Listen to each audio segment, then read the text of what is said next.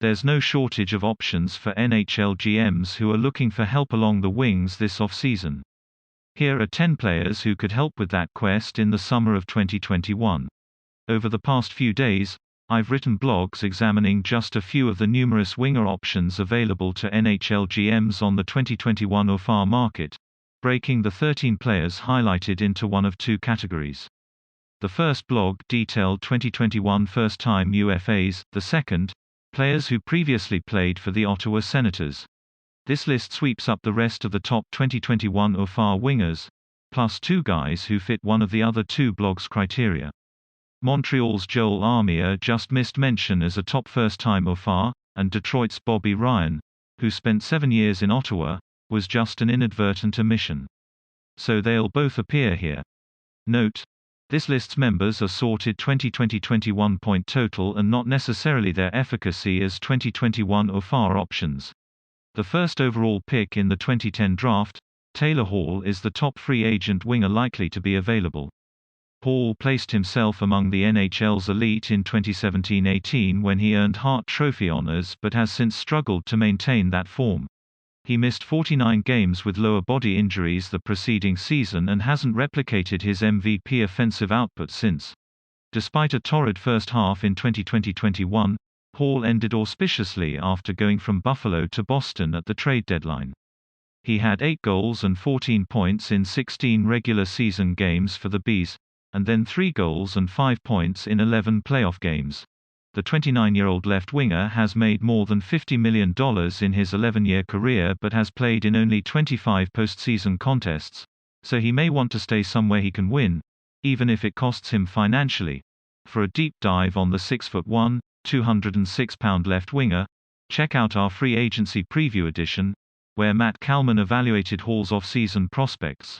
Originally drafted 79th overall by Detroit in 2013, Janmark found himself on the move before ever stepping foot in the NHL, as then Wings GM Ken Holland sent him to Dallas at the 2015 trade deadline in a package for Eric Cole.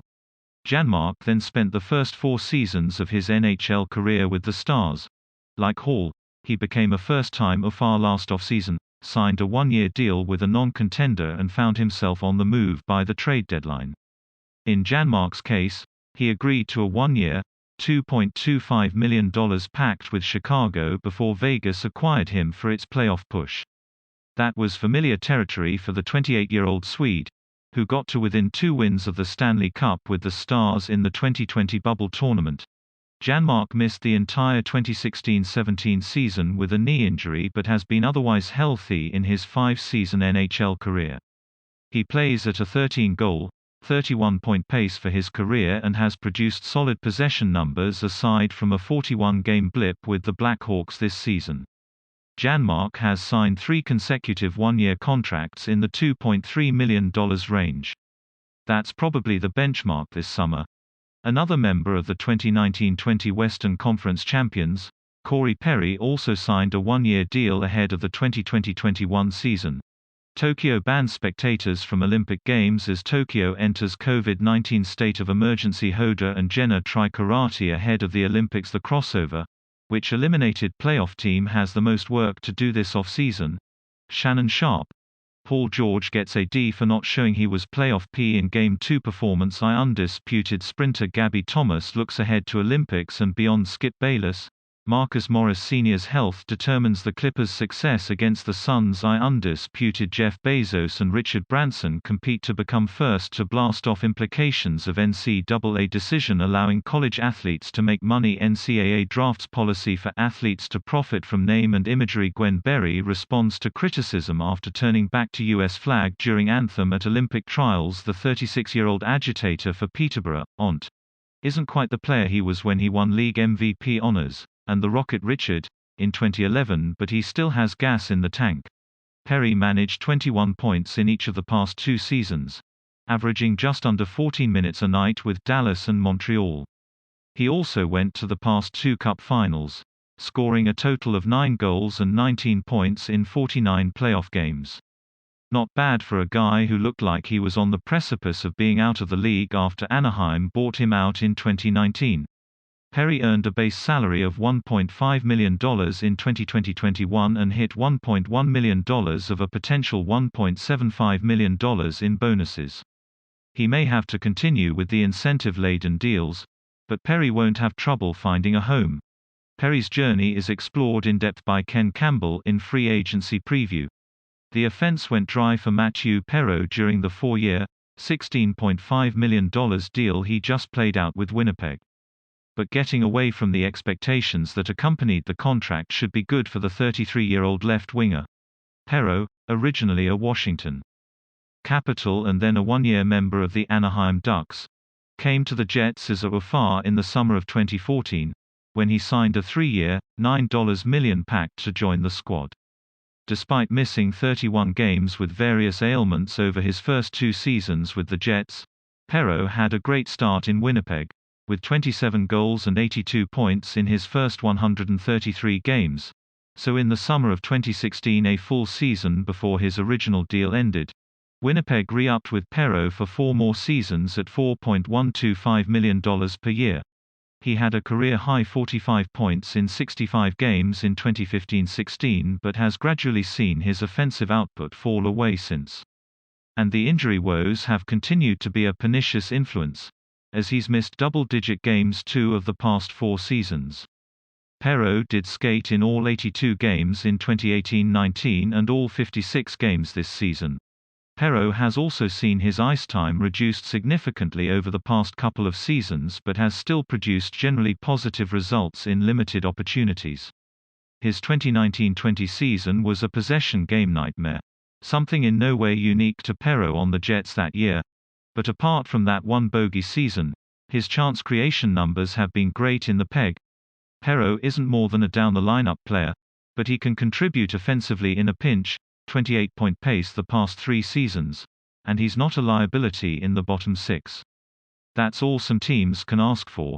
Case in point, the Edmonton Oilers. Alex Chiasson's 5-on-5 game hasn't cleared the "not a liability" bar during his tenure in the City of Champions, though the 30-year-old right winger has been a serviceable net front power play presence in 3 seasons in Edmonton. 35 of Chiasson's 78 points in Oiler Silks came on the power play.